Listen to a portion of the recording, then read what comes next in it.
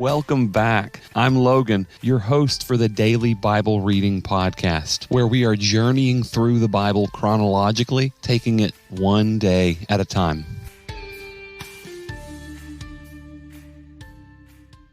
Here we are at day number 75, and we're looking at Deuteronomy chapter 14 to chapter 16. I am so glad that you're here with us today. I'm excited about getting into this passage. Moses is still going on his farewell tour, speaking to the people, telling them about Israel's past, talking to them about the law, and giving it to them again so that they are prepared to go into the promised land and take it as God is commanding them. So before we get started, before we get into our reading for Deuteronomy, as always, let's pray and ask that God would transition us from this time before, whatever it was that you were doing before you hit play on this podcast. Let's pray that God would focus us, get our attention fully on Him so that we might glimpse Him more in His Word.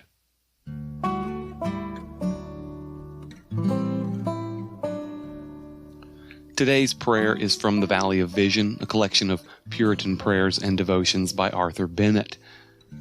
This prayer is entitled, Longings After God.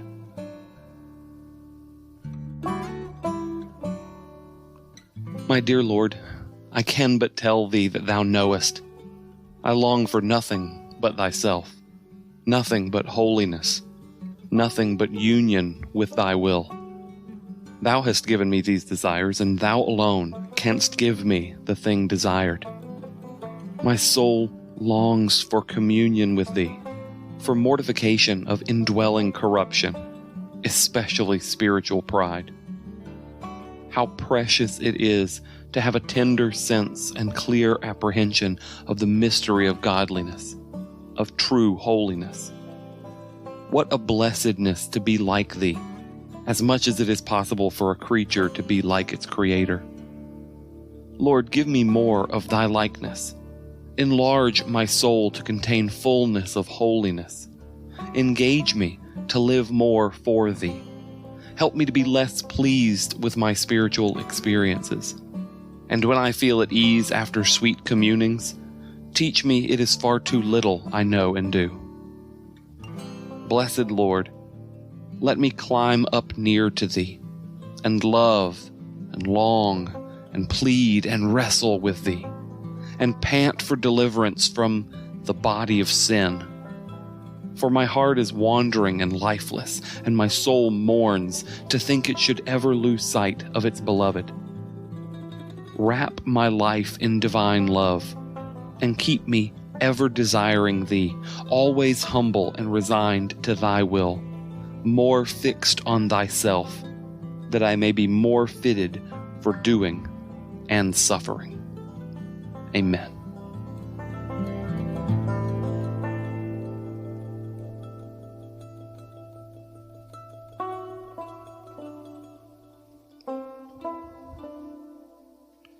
Okay, let's go ahead and get into it. This is Deuteronomy chapter 14 to 16. I've got my English Standard Version Bible here. Got my water. You ready? Let's read. Chapter 14. You are the sons of the Lord your God. You shall not cut yourselves, or make any baldness on your foreheads for the dead. For you are a people holy to the Lord your God, and the Lord has chosen you to be a people for His treasured possession out of all the peoples who are on the face of the earth. You shall not eat any abomination. These are the animals you may eat: the ox, the sheep, the goat, the deer, the gazelle, the roebuck, the wild goat, the ibex, the antelope, and the mountain sheep. Every animal that parts the hoof and has the hoof cloven in two and chews the cud among the animals, you may eat. Yet of those that chew the cud or have the hoof cloven, you shall not eat these: the camel, the hare, and the rock badger, because they chew the cud but do not part the hoof, are unclean for you. And the pig, because it parts the hoof but does not chew the cud, is unclean for you. Their flesh you shall not eat, and their carcasses you shall not touch. Of all that are in the waters you may eat these. Whatever has fins and scales you may eat, and whatever does not have fins and scales you shall not eat. It is unclean for you. You may eat all clean birds, but these are the ones you shall not eat: the eagle, the bearded vulture, the black vulture, the kite, the falcon of any kind, every raven of any kind, the ostrich, the nighthawk, the seagull, the hawk of any kind, the little owl and the short-eared owl, the barn owl and the tawny owl, the carrion vulture and the cormorant, the stork, the heron of any kind, the hoopoe and the bat. And all winged insects are unclean for you. They shall not be eaten. All clean winged things you may eat. You shall not eat anything that has died naturally. You may give it to the sojourner who is within your towns, that he may eat it, or you may sell it to a foreigner. For you are a people holy to the Lord your God. You shall not boil a young goat in its mother's milk. You shall tithe all the yield of your seed that comes from the field year by year. And before the Lord your God, in the place that he will choose to make his name dwell there, you shall eat the tithe of your grain, of your wine, and of your oil, and the firstborn of your herd and flock, that you may learn to fear the Lord your God always. And if the way is too long for you, so that you are not able to carry the tithe, when the Lord your God blesses you, because the place is too far from you, which the Lord your God chooses to set his name there, then you shall turn it into money, and bind up the money in your hand, and go to the place that the Lord your God chooses, and spend the money for whatever you desire, oxen or sheep or wine or strong drink, whatever your appetite craves. And you shall eat there before the Lord your God, and rejoice, you and your household. And you shall not neglect the Levite who is within your towns, for he has no portion or inheritance with you. At the end of every 3 years, you shall bring out all the tithe of your produce in the same year, and lay it up within your towns. And the Levite, because he has no portion or inheritance with you, and the sojourn, the fatherless, and the widow who are within your towns, shall come and eat and be filled, that the Lord your God may bless you in all the work of your hands that you do. Chapter 15. At the end of every 7 years, you shall grant a release. And this is the manner of the release. Every creditor shall release what he has lent to his neighbor. He shall not exact it of his neighbor, his brother, because the Lord's release has been proclaimed. Of a foreigner you may exact it, but whatever of yours is with your brother, your hand shall release. But there will be no poor among you, for the Lord will bless you in the land that the Lord your God is giving you for an inheritance to possess. If only you will strictly obey the voice of the Lord your God, being careful to do all this commandment that I command you today. For the Lord your God will bless you, as he promised you, and you shall lend to many nations, but you shall not borrow, and you shall rule over many nations, but they shall not rule over you. If among you one of your brothers should become poor in any of your towns within your land that the Lord your God is giving you, you shall not harden your heart, or shut your hand against your poor brother. But you shall open your hand to him, and lend him sufficient for his need, whatever it may be. Take care, lest there be an unworthy thought in your heart, and you say, the 7th year, the year of release is near, and your eye look grudgingly on your poor brother, and you give him nothing, and he cry to the Lord against you, and you be guilty of sin. You shall give to him freely, and your heart shall not be grudging when you give to him, because for this the Lord your God will bless you in all your work and in all that you undertake. For there will never cease to be poor in the land. Therefore I command you, you shall open wide your hand to your brother, to the needy and to the poor in your land. If your brother, a Hebrew man or a Hebrew woman, is sold to you, he shall serve you 6 years, and in the 7th year you shall let him go free from you. And when you let him go free from you, you shall not let him go empty-handed. You shall furnish him liberally out of your flock, out of your threshing floor, and out of your winepress. As the Lord your God has blessed you, you shall give to him. You shall remember that you were a slave in the land of Egypt, and the Lord your God redeemed you. Therefore I command you this today. But if he says to you, I will not go out from you, because he loves you and your household, since he is well off with you, then you shall take an awl, and put it through his ear into the door, and he shall be your slave forever. And to your female slave you shall do the same.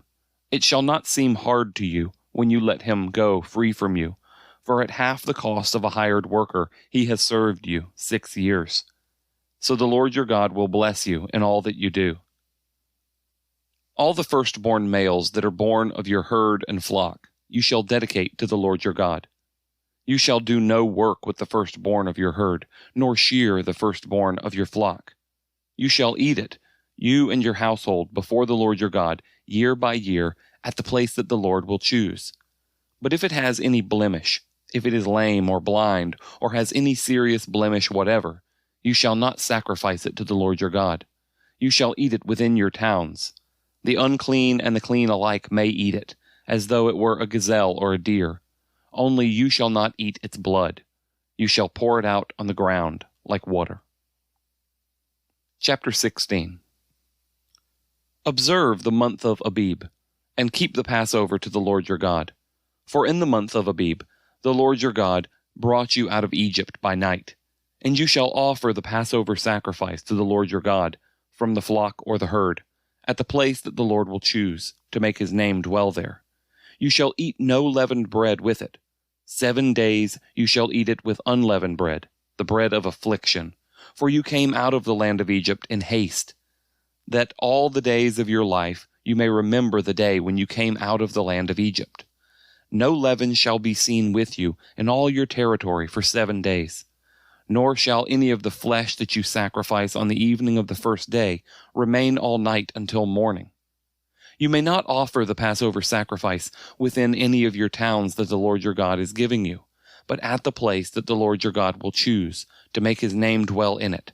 There you shall offer the Passover sacrifice, in the evening at sunset, at the time you came out of Egypt, and you shall cook it, and eat it at the place that the Lord your God will choose. And in the morning you shall turn and go to your tents. For 6 days you shall eat unleavened bread, and on the 7th day there shall be a solemn assembly to the Lord your God. You shall do no work on it. You shall count 7 weeks.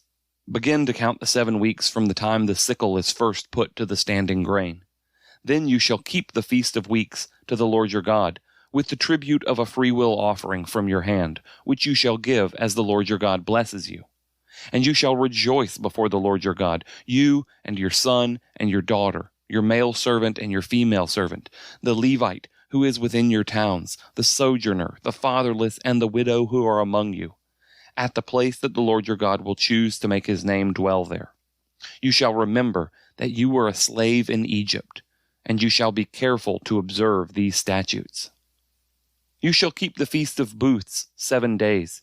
When you have gathered in the produce from your threshing floor and your winepress, you shall rejoice in your feast, you and your son and your daughter, your male servant and your female servant, the Levite, the sojourner, the fatherless, and the widow who are within your towns. For 7 days you shall keep the feast to the Lord your God at the place that the Lord will choose, because the Lord your God will bless you in all your produce and in all the work of your hands, so that you will be altogether joyful.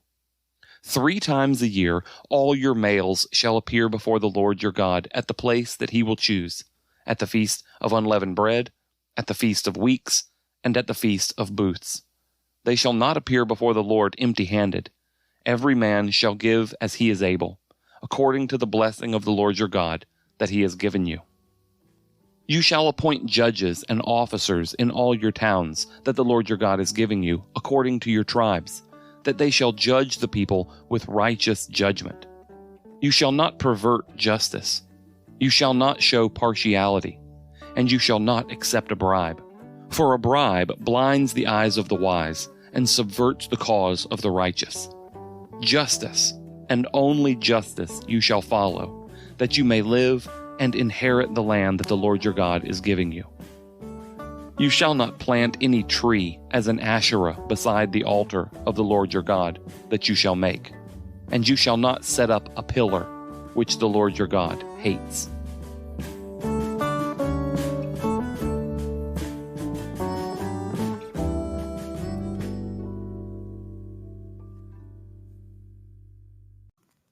You know, this isn't the first podcast I've ever made. I've done several others with friends in the past, going all the way back to pretty much the beginning of podcasting. And normally it's a very arduous and time-consuming process of recording and editing and mixing and finding music that you can use on the podcast and sound clips and things like that to try to put it all together to make a nice finished product. But Anchor.fm makes that all so much easier. I use Anchor. It is free, and the creation tools that they allow me to use to record and edit the podcast right from my phone or right on my computer, right through my web browser, just make it absolutely effortless. This is an amazing product that they offer, absolutely free. And so if you're looking to start a podcast, looking to get anything going, if you've got a great idea, I encourage you, get out there and do it with Anchor.fm. My favorite part about the entire process with Anchor is that they will actually distribute the podcast for me. So whenever I'm done, whenever I'm all finished recording, I just hit done and I tell them when I want it to be published. And it magically goes out to places like Spotify and Apple Podcasts and Google Podcasts and everywhere else that you guys listen to. So it's magical. And you can even make money from your podcast when you get listeners. Folks start listening to your podcast. As many people as are listening to the ads that you record, like this one, you end up getting paid for those things. And so it's everything that you need to make a podcast all in one place. So if you're interested in starting your own podcast, which I would encourage anybody to do, you've got a voice. We want your voice to be heard.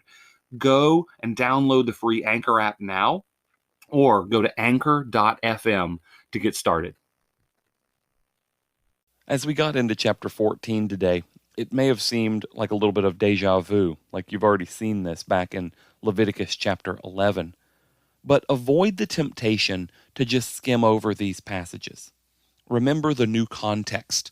Remember that this is Moses repeating the things that have already been done for now a new generation, a generation that has risen up in the wilderness and seen their parents die off in the wilderness, and now they're preparing to enter into this promised land. Think about a context of a teacher or a parent. When they repeat something, does it usually mean that the thing that they're saying is more important or less important? More important, right? So listen up. Don't just let this wash over you and don't think about it, but consider it. God has been teaching this people about clean and unclean animals all the way back to Noah's time. But the purpose of this isn't a new dieting fad or even a way to avoid sickness, though those may have some factor in it. But it was a priority and a heart issue. You know, we think it a little thing, but an unwillingness to modify something as simple as your diet to reflect your priority of being obedient to God definitely reveals a deeper spiritual problem within you. As Jesus said, to he who is faithful with little, much will be given. And so instead of getting hung up on the identification of what a rock badger is or a hoopoe bird, or trying to figure out what a cud is and why an animal would chew it and why that would make them clean, instead think about the little things that God has commanded you to do. Things like making disciples, loving your neighbors, praying continually, putting sin to death in your body. These aren't things that we need a big voice from the sky to tell us to do. He has already told us in his word, and now he is expecting obedience. If you're asking why, like I'm sure that some of the Israelites were probably asking why about things like why they couldn't eat pigs. You know, they were a very popular meal all around the area, and we understand why today in one word, bacon. Well, the reason for any of God's commands isn't to make your life miserable or to keep you from the things that would really make you happy. Instead, it's about being different. Worshippers of Yahweh, followers of Christ, will be different. They will be holy, as we already said, unique, as He is unique and holy. So what's something that God has commanded us to do in Christ that if we did it, would make us completely unique in our culture today? Maybe genuinely loving one another. That would definitely be a good start. It would make us stand out in a sea of hatred and fake friendships.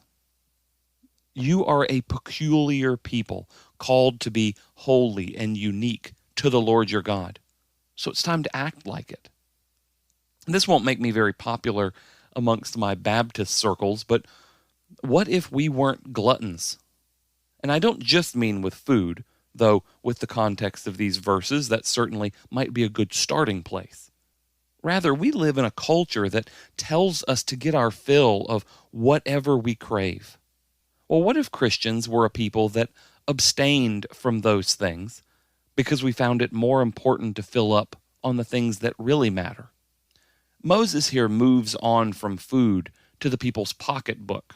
He's definitely not shying away from the tender subjects. We can barely even talk about money in churches today without being accused of doing ministry for profit, or of being accused of being a socialist because you preach through the book of Acts and talk about the early church taking care of the needs of those in their community that couldn't take care of themselves. So let's talk just for a second about the tithe. It just means a tenth or 10%, and this was not meant to be the gold standard of giving. Rather, he's reminding them to do the very base level to make sure that the Levites, who didn't get any land and worked their tails off to keep the tabernacle running smoothly, were not forgotten and neglected. This is just a starting point. There are also free will offerings and offerings of gratitude and vows that could be brought as well. In the same way, Jesus tells the Pharisees that their priorities are out of whack when he tells them that they don't please God by tithing out of their spice cabinet. And he says, you tithe from your mint and your dill and your cumin, but you forget the weightier matters of the law, things like love and justice. That's in Luke chapter 11:42, I think. And sacrificial giving is always commended in the New Testament, like the widow with her 2 coins, or the Macedonian Christians that Paul commended who gave out of their lack to support the Jerusalem Christians during the famine. These laws about tithing and the sabbatical year are less about the dollar amount or the farming practices or the economics than they are about the attitudes of the heart. Another way that we could be completely unique in our world today is if we were the type of people who received, and instead of holding tightly onto these things, we lived with open hands. What if we were the kind of people who worked hard, not with an eye towards our own relaxation and enjoyment in a bigger bank account or stock portfolio or a yacht or whatever, but people who worked hard to get so that we could give away? And I know there's something in you that says, well, that's silly. Who would do such a thing? And that's the point. That's the point of being different. It might not make sense to the investment bankers, but Christians are not storing up for themselves treasures on earth where moth and dust corrupt and where thieves break in and steal.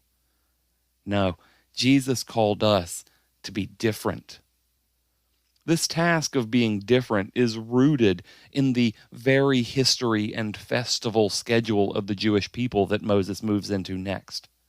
They are called here to remember the Passover first. If you remember that you were once a captive in slavery and that God spared you and delivered you, you might just be a people who live differently and treat the slaves in your midst differently. If you remember that God spoke out of the cloud and the fire on the top of the mountain and gave you commandments, then you might live differently and act differently because you fear God, whereas the nations around you don't. And if you recall every year that you wandered in the desert for 40 years because of your disobedience, and that God provided for you in the midst of your disobedience while you lived in booths, well, you may just be more compassionate to the sojourner in your midst, to the homeless person. And you might recognize the importance of obeying this God's commands rather than doing what's right in your own eyes. The last thing that I want to look at from this passage today is from chapter 16, verse 19. It says, "You shall not pervert justice. You shall not show partiality, and you shall not accept a bribe, for a bribe blinds the eyes of the wise and subverts the cause of the righteous."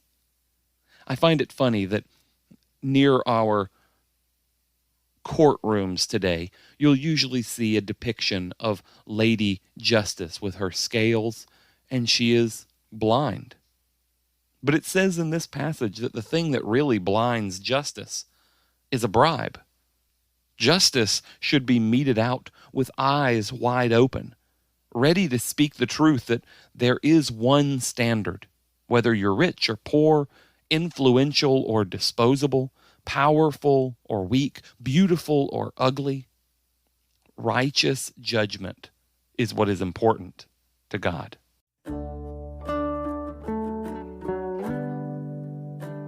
Thank you for joining me today. I hope this has been encouraging to you. If so, please let me know by visiting the links that you find under the Connect With Us section in the show notes. I'm a simple man and I could use the encouragement. If you've been blessed enough that you would like to support the podcast, I would greatly appreciate that as well. You can go to buymeacoffee.com/DBR podcast to make either a one-time gift or to sign up for a monthly recurring membership gift. Until tomorrow, keep reading and keep worshiping.